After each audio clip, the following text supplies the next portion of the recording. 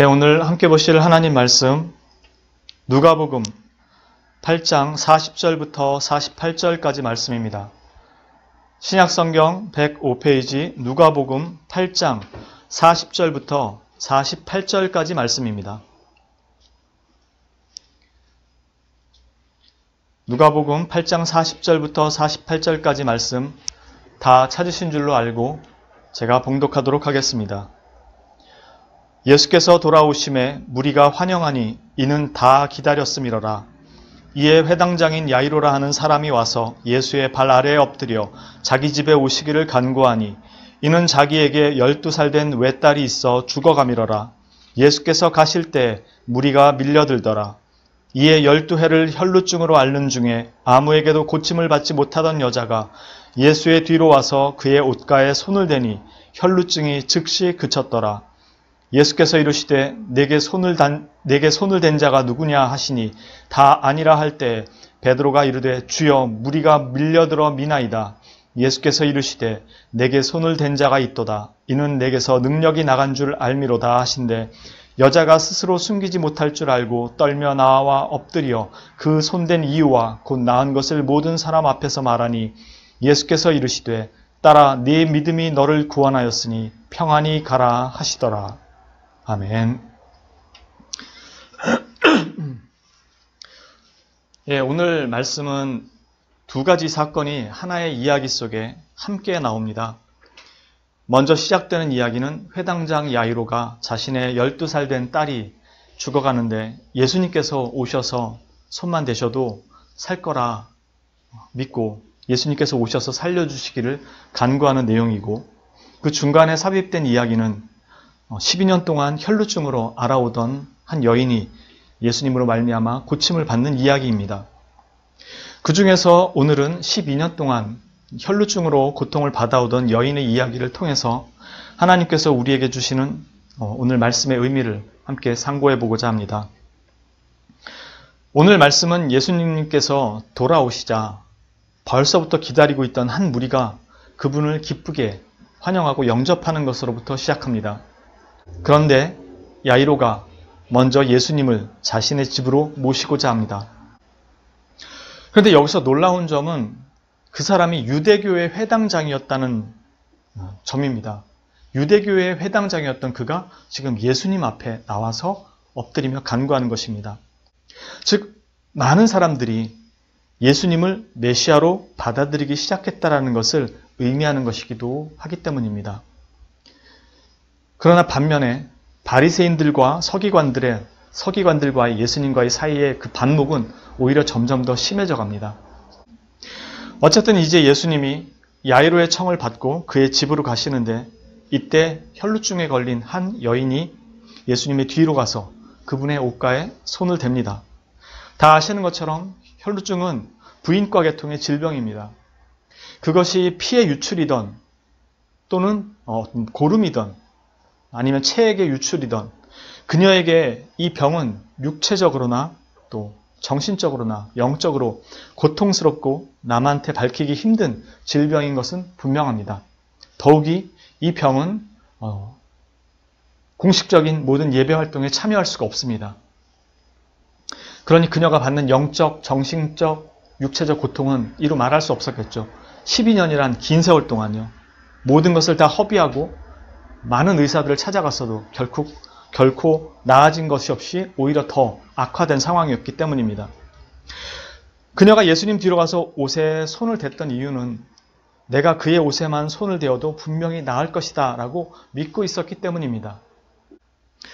그렇게 그녀는 예수님의 뒤로 가서 아무도 모르게 손을 내밀어 예수님의 옷가에 손을 댑니다. 그러자 그녀의 손이 예수님의 옷가에 닿자마자 즉시로 그녀의 혈루병이 멈추고 병이 낫습니다. 이때 예수님이 자신에게서 능력이 나간 것을 아시고 누가 자신의 몸에 손을 대었는지를 물으십니다. 사실 몸에 손을 댄 것이 아니라 옷자락에 손을 댄 것 뿐인데 주님이 아셨다고 말씀합니다. 그것은 능력이 자신에게서 나간 것을 알았기 때문이라고 말씀하시죠. 그러나 실상은 우리 주님은 이미 그 전부터 모든 것을 알고 계시죠.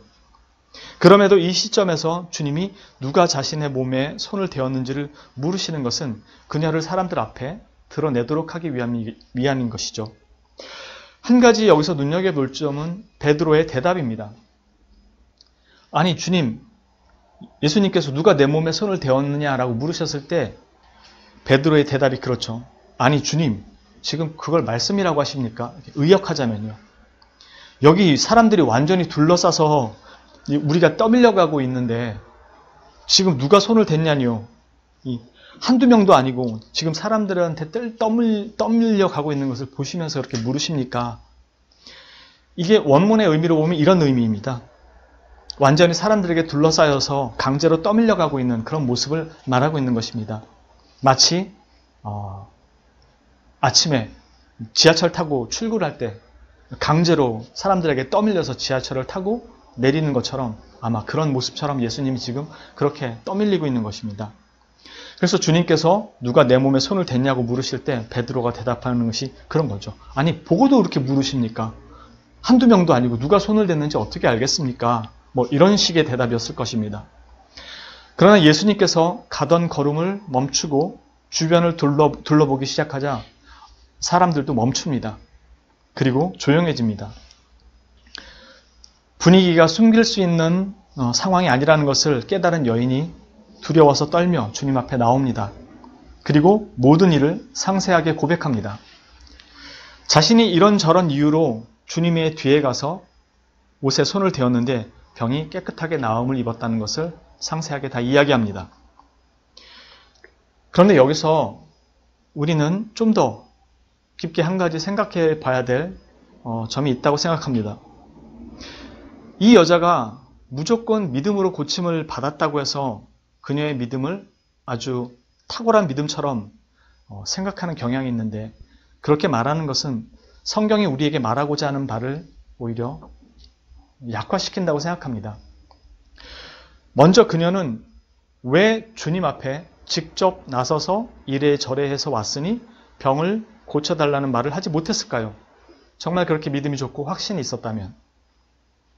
그것이 부인과 질병이라서 창피해서 그랬을까요? 물론 그랬을 수도 있습니다. 그러나 짧은 제 생각에 12년 동안 돈은 돈대로 다 소모하고 건강은 건강대로 망치고 고통은 고통대로 받고 더 이상 나빠질 수 없는 상황에 이른 사람이 그 창피를 무릅쓰고 고쳐달라고 확신이 있었다면 나올 수도 있었지 않았을까요? 아니면 자신이 부정한 여인이기에 자신과 접촉하는 사람은 다 부정해지니까 감히 그 앞에서 자신을 안수해달라고 말할 수 없었기 때문에 뒤에 가서 섰었을까요? 아니요. 그것은 분명 확신하건대 아닌 것으로 보입니다. 왜냐하면 이 앞에 모든 사건들, 예수님 이 이야기의 7장, 8장 이전에 그 앞에 있는 모든 사건들이 예수님 앞에 나온 모든 사람들이 다 부정한 사람들이었습니다.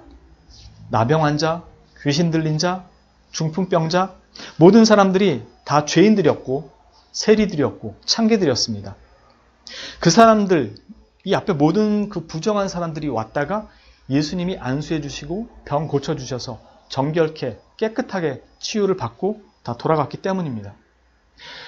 만일 코로나19 질병처럼 접촉으로 인해서 그도 옮는다고 생각했다면 율법에서 부정하다고 정죄하는 사람들과 접촉함으로써 부정하지 않았던 그 사람들도 부정해졌다면 그들을 고친다는 것이 말이 안 되죠.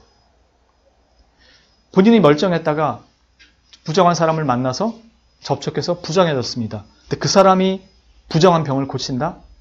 말이 안 되죠. 부정한 자가 어떻게 병을 고치겠습니까?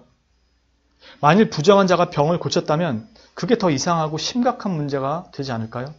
왜냐하면 부정하다고 규정하고 있는 것이 하나님의 율법인데 그 율법에 부정한 사람이 다른 사람을 접촉하지 못하도록 되어 있는 그 정결 규례 예식을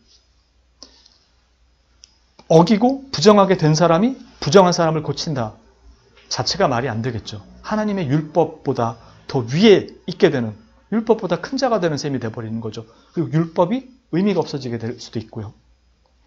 그러나 예수님을 찾은 모든 부정한 자들은 오히려 예수님을 통해서 예수님 그들과 접촉하십니다. 나병 환자가 와서 깨끗하게 하실 수 있다면, 허락만 하신다면 깨끗해질 수 있습니다 라고 했을 때 예수님은 그에게 일부러 손을 대십니다. 5장에. 예수님을 통해서 깨끗하게 나음을 입고 다들 돌아갑니다. 부정한 자들이. 다시 말해서 그분은 부정한 자와의 접촉에서도 전혀 부정해지지 않았다는 것을 앞에 모든 사건들을 통해서 우리가 볼 수 있게 되는 것입니다. 즉, 이 여인은 자신의 그 접촉이 그분을 부정하게 만들지 못한다는 것과 오히려 자신이 그분을 접촉할 때 정결하게 된다는 사실을 믿고 있었던 것입니다. 전혀 모르거나 아니면 자신이 예수님을 접촉하게 되면 부정하게 될까봐 그 앞에 가지 못했던 것은 아닙니다. 심지어 이 여인은 그분의 옷만 만져도 자신이 깨끗하게 나을 것을 믿습니다. 이 말은 예수님께서 신적 권능을 가지고 계시거나 적어도 그분은 하나님이 함께 하시는 메시아라는 사실을 믿고 있었다는 뜻입니다. 즉 그녀는 예수님을 구원주로 믿고 나와서 옷가에 손을 댄 것입니다. 그렇다면 그녀가 예수님 앞에 직접 나서지 못했던 이유는 무엇이었을까요? 자신의 몸에 손을 댄 사람을 찾는 예수님의 말씀에 여인은 담대하게 나온 게 아니라 두려워 떨며 나왔다고 합니다. 그리고 모든 것을 정직하게 대답합니다. 그때 예수님이 하신 말씀은 두려워하지 말라고 하시고 그 여인에게 따라 내 믿음이 너를 구원하였으니 평안히 가라 라고 말씀합니다. 이 말은 바꿔 말하면 그녀가 예수님 몰래 자신이 행한 일이 들켰다는 것에 대한 두려움이 있었다라는 것을 말해줍니다. 그래서 예수님이 그녀에게 두려워하지 말라고 말씀하시고 평안히 갈 것을 이야기하신 것입니다. 그러면서도 내 믿음이 너를 구원했다고 말씀합니다.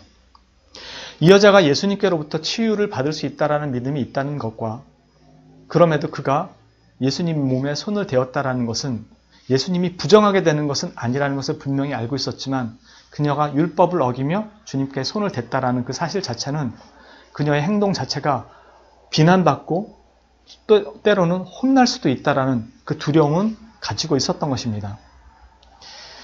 그때 예수님이 내 믿음이 너를 구원하였다라고 말씀하십니다.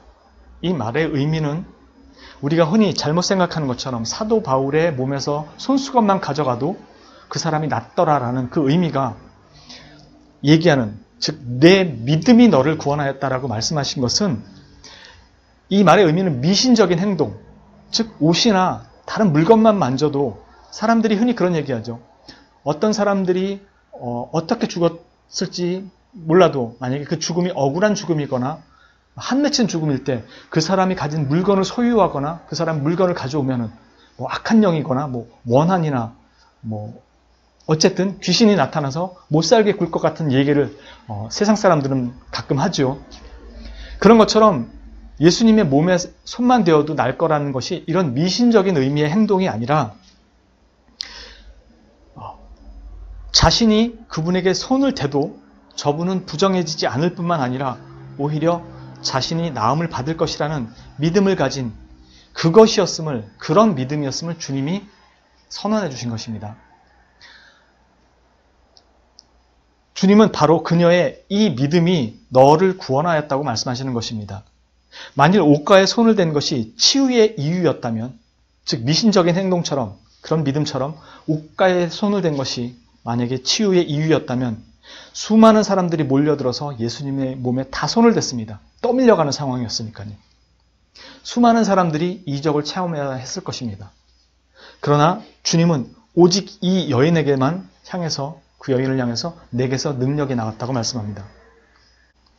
그러나 그녀는 너무나 연약한 믿음의 소유자였습니다. 그런데 주님은 이것을 그녀의 책임으로 돌리지 않습니다. 오히려 그런 그녀의 이 연약한 믿음을 칭찬하시죠. 왜냐하면 주님이 우리의 이런 연약한 믿음을 대하실 때 언제나 인자와 긍휼과 자비와 온유하심으로 우리를 그렇게 대하시기 때문입니다. 우리 모두 처음 주님 앞에 나올 때 아주 강하고 굳센 믿음으로 나오는 사람은 거의 없습니다. 다 이 여인처럼 두렵고 떨리고 걱정스럽고 반신반의하는 그런 마음으로 나옵니다. 그런 믿음조차도 주님은 외면하지 않으시고 정죄하지 않으십니다. 어떤 면에서는 그녀는 분명 율법을 어긴 것 같습니다. 부정한 여인과의 접촉을 통해서 타인들도 부정해질 수 있기에 레위기에서 정한 타인들과의 관계를 일시적으로 단절시키고 예배의 그 자리에도 일시적으로 참여가 불가능한 그 규례가 있었음에도 그것을 어기고 주님과 사람 앞에 나아간 것이니까요. 그러나 율법은 죄를 정죄할 뿐이지 사람을 구하지 못합니다. 율법이 우리를 구원하지 못합니다. 율법은 우리를 정죄합니다. 그런 그녀가 율법을 어기면서까지 예수님에게 온 것입니다. 그리고 그 결과는 부정이 아닌 정결함을 입었다는 것입니다. 즉 율법이 할 수 없는 그것을 주님이 하신 것입니다. 율법은 정죄받지 못하지만 주님은 그분을 찾는 자들에게 회복과 생명을 주시고 정결케 하는 일을 하시는 것입니다. 즉 혈루증 여인을 통해 우리가 보게 되는 것은 물론 뒤에 야이로의 죽은 딸이 죽은 사람이 살아나는 죽은 것도 부패했기 때문에 죽은 사람에게 손을 대거나 가까이 할 수 없죠. 이런 모든 것들이 이런 것들을 통해서 율법이 할 수 없는 것을 주님께서 하시는 것을 지금 보여주는 것입니다. 그녀는 율법을 어긴 게 아니라 율법이 가리키는 그분을 찾아간 것입니다. 우리가 이미 10계명을 배울 때 확인했던 것입니다. 하나님에 관한 계명, 1계명부터 4계명은 당연히 하나님에 관한 계명이지만 나머지 5계명부터 10계명도 다 하나님을 향하고 있다는 것을 우린 예전에 말씀들을 통해서 확인했었죠. 부모를 공경한다는 것은 그 질서의 시작이 그리고 그 질서의 모든 제도를 놓은 분이 그 출발점이 하나님께로부터였고 살인하지 말라는 것은 사람이 하나님의 형상으로 지음을 받았기 때문에 살인은 곧 하나님을 대적하는 것이라는 것을 우리가 보았고요. 이웃의 것을 탐내지 말라는 것은 우리는 남의 것을 뺏어서 채워야 하는 존재가 아니라 우리의 모든 필요를 주님으로부터 공급받는 존재라는 점에서 10계명 모든 것, 모든 율법들은 다 전부 하나님을 향하고 있습니다. 지금 이 여자는 그 율법이 가리키는 주님에게 갔던 것입니다. 로마서 3장 20절에서 22절에 증언하는 내용. 그러므로 율법의 행위로 그의 앞에 의롭다 하심을 얻을 육체가 없나니 율법으로는 죄를 깨달음이니라. 이제는 율법 외에 하나님의 한 의가 나타났으니 율법과 선지자들에게 증거를 받은 것이라. 곧 예수 그리스도를 믿음으로 말미암아 모든 믿는 자에게 미치는 하나님의 의인이 차별이 없느니라. 갈라디아서 3장 23절 24절에는 말씀하시기를 믿음이 오기 전에 우리는 율법 아래에 매인바 되고 계시될 믿음의 때까지 갇혔느니라. 이같이 율법이 우리를 그리스도께로 인도하는 초등교사가 되어 우리로 하여금 믿음으로 말미암아 의롭다함을 얻게 하려 함이라 라고 말씀합니다. 바리새인들은 자신들이 율법을 범하지 않았기에 스스로 의롭다 여겼고 그래서 부정한 자들과 접촉하는 예수님을 부정한 자 취급했습니다. 그러나 오히려 그분과 접촉한 자들은 다 죄사함을 선언받았고 병을 치유받았고 정결함을 입고 돌아갔습니다. 그래서 사람들은 점점 그리스도에게로 나와왔지만 누가복음 처음부터 보게 되면 이렇게 변화가 있는 것을 볼 수 있습니다. 사람들은 점점 그리스도에게로 왔지만 자신들이 율법을 지킨다고 믿었던 사람들은 점점 더 그리스도와 반목하는 자리로 들어갑니다. 주님 앞에 설 때 나는 너무 죄인이고 또 부정해서 용서를 구할 수도 없고 기도를 할 수도 없다고 생각한다면 오히려 그것은 주님의 공로와 의를 부정하는 것입니다. 죄를 짓는 것입니다. 불신이기 때문입니다. 내가 주님을 믿음으로 영접하고 그분의 제자가 될 때 이미 나의 모든 죄는 그리스도의 의로 말미암아 하나님 앞에서 내 자신 역시 의롭다함을 받는 것입니다. 단지 그때까지 주님을 믿기 전까지 지었던 죄만 용서받는 것이 아니라 주님의 심판대 앞에 서는 그날까지 나는 예수 그리스도의 공로의 의를 옷 입고 서는 것이기 때문에 조금도 변함없이 모든 죄를 용서받는 것입니다. 그래서 우리는 담대하게 주님의 은혜에 힘입어 나의 의가 조금도 없어 보일지라도 하나님을 아버지라 부르고 담대하게 서는 것입니다. 나의 부정함이 주님의 정결을 손상시키지 못하는 것입니다. 그러니 처음에는 그 뒤에서 겨우 옷만을 만졌을지라도 이제는 주님 앞에서 주님 나를 도와주소서라고 담대하게 요청할 수 있는 것입니다. 죄를 지었음에도 불구하고 그분의 죽음과 부활의 공로가 이 의가 모두 내 것으로 인정되기 때문이고 조금도 손상을 입지 않기 때문입니다. 무슨 뜻이냐면 우리의 믿음이 주님을 믿기 전까지는 죄인이었을지라도 예수님을 믿고 난 다음에는 이전의 죄가 다 용서됐지만 믿은 후의 죄는 용서를 못 받는다는 것이 아니라는 것은 무슨 의미냐면 나의 믿음이 주님의 의로움을 조금도 손상시키지 못합니다. 내 믿음이 크면 주님의 의가 커지고 내 믿음이 작으면 주님의 의가 줄어들지 않기 때문입니다. 즉 나의 믿음의 연약함이나 단단함이나 그것 자체로 주님이 나를 위해서 베푸신 모든 의, 하나님이 나를 의롭다 하시는 그 칭의 자체가 줄어들거나 커지지 않습니다. 그래서 우리는 주님 앞에 가는 그날까지 비록 넘어지고 쓰러지며 계속 죄를 반복할지라도 주님 앞에 그 설 때는 주님께서 우리를 보실 때 예수 그리스도의 의를 옷 입고 있는 모습을 보시기에 그 의가 손상되지 않기에 우리를 의롭다고 하시는 것입니다. 결코 우리의 어떠함이 그 의를 덧붙이거나 손상시키지 못합니다. 우리가 가진 믿음은 바로 이것입니다. 이 참된 믿음을 가진 자라면 그래서 죄 가운데서 슬퍼하고 마음 아파하며 다시 돌이키기를 힘쓰는 것입니다. 그러므로 비록 죄를 지었을지라도 주님 앞에 겸손히 서서 용서와 은혜를 구하되 담대하게 주님의 은혜를 구하는 것입니다. 그 어떤 죄도 주님의 은혜와 공로와 그 의를 가리지 못하기 때문입니다. 그래서 성령으로 말미암는 믿음은 그리스도 안에서 정죄와 두려움이 없습니다. 요한일서 4장 18절 19절의 말씀, 사랑 안에 두려움이 없고 온전한 사랑이 두려움을 내쫓나니 두려움에는 형벌이 있음이라. 두려워하는 자는 사랑 안에서 온전히 이루지 못하였느니라. 우리가 사랑함은 그가 먼저 우리를 사랑하셨음이라. 그 말씀합니다. 우리 모두 다 주님 앞에 은혜를 입고 죄사함을 받아 그리스도인이 되었지만 여전히 그분 앞에서 부끄럽고 죄송스러운 모습으로 살고 있는 것은 어쩔 수 없습니다.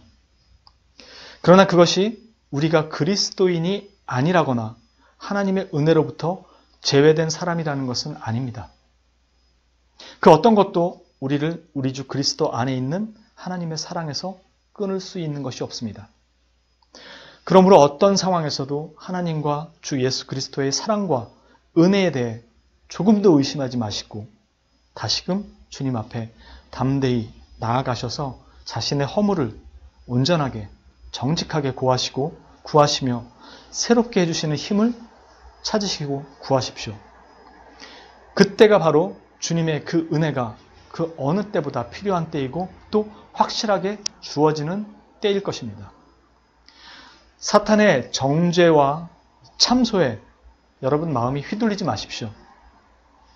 사탄이 잘하는 것, 그런 꼴로 네가 무슨 하나님의 자녀라고 회개한 지 몇 시간이나 됐다고 이런 소리에 마음을 빼앗기지 마십시오. 회개한 놈이 그 꼴이냐는 말에 자책과 죄의식에 하루 종일 잠겨있지 마십시오. 로마서 8장 33절 34절 말씀, 누가 능히 하나님께서 택하신 자들을 고발하리요. 의롭다 하신 이는 하나님이시니 누가 정죄하리요. 죽으실 뿐 아니라 다시 살아나신 이는 그리스도 예수시니 그는 하나님 우편에 계신 자요 우리를 위하여 간구하시는 자시니라. 아멘. 지금도 그분은 우리의 이 연약함을 아시기에 지금도 우리의 이 연약함을 위해서 하나님 우편에서 간구하신다고 말씀합니다. 우리의 우리됨과 우리의 의로움은 우리로서 된 것이 하나도 없습니다. 다 주님의 은혜입니다. 그래서 우리는 매번 넘어지고 쓰러질 때 사단이 와서 참소합니다. 찌릅니다. 율법을 어겼다. 주의 말씀을 어겼다. 너 회개한 지 얼마나 됐냐? 그러고 무슨 주의 사람이라고. 그래서 주님 앞에 기도하려는 마음을 꺾습니다. 그러나 주님은 그럴 때일수록 와서 찾으라고 말씀합니다. 그때마다 하나님께서 은혜를 부어주실 것이라고 말씀합니다. 성령 충만은 바로 이렇듯 언제나 실패하는 자기 백성을 위하여 하나님께서 주시는 것입니다. 성령 충만은 잘하는 사람이 받는 게 아니라 항상 실패하는 자들을 위하여 주시는 하나님의 은혜입니다. 언제나 넘어지는 우리들을 위해서 주시는 것이죠. 그러니 두려워 마시고 자책 마시고 슬퍼 마시고 오히려 죄를 미워하고 악에서 떠나 다시 주님의 은혜와 긍휼을 믿고 의심하지 말고 도전하시며 매일매일의 삶에 승리하느니 이 죄를 꺾어 이기는 것이 아니라 이런 참소와 하나님으로부터 멀어지게 만드는 모든 요소에서 다시금 십자가 밑으로 가는 그것을 성경이 말하는 승리라고 얘기합니다. 바로 이런 참소에 휘둘리지 마시고 믿어 의심치 말고 도전하시고 그 율법이 가르치는 내가 율법을 범했을지라도 그 율법이 가르치는 주 예수 그리스도 발밑에 가서 기도하시며 다시 새 힘을 얻고 일어서시는 주님의 성도님들이 되시기를 주님의 이름으로 축원합니다. 기도합니다.